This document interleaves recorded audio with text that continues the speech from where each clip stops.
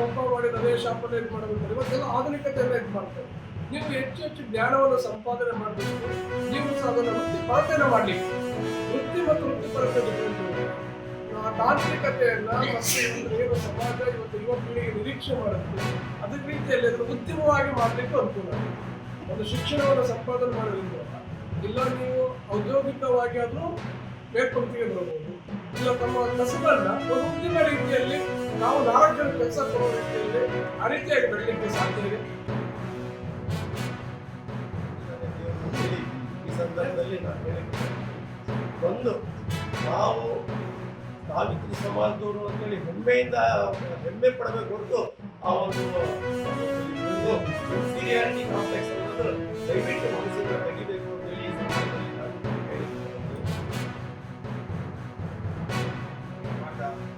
ಸಂದರ್ಭದಲ್ಲಿ ನಾನು ಎಸ್ಸಿಗೆಬಲ್ ಆಗಿ ಆರ್ಟಿಕಲ್ ದೀಪಾವಳಿ ಪ್ರಕಾರ ನಮ್ಮನ್ನು ಸಹ ಎಸ್ಸಿಗೆ ಸೇರಿಸುವ ಒಂದು ರಕ್ಷಣೆ ಕೊಡಿ ಅಂತ ಹೇಳಿದ್ರು. ನಮ್ಮ ಮಕ್ಕಳಿಗೆ ಆರ್ಥಿಕವಾಗಿ, ಶೈಕ್ಷಣಿಕವಾಗಿ, ರಾಜಕೀಯವಾಗಿ ನಾವು ಸಬಲರಾಗ್ತೀವಿ. ನಮ್ಮ ಅಲ್ಲಿ ರಾಜಕೀಯ ಕೊರತೆ ಇದೆ, ಅದನ್ನು ನೀಡಿದ್ದೀರ, ಇದೆಲ್ಲ ಸಹಕಾರ ಪಡಿಸಬೇಕು.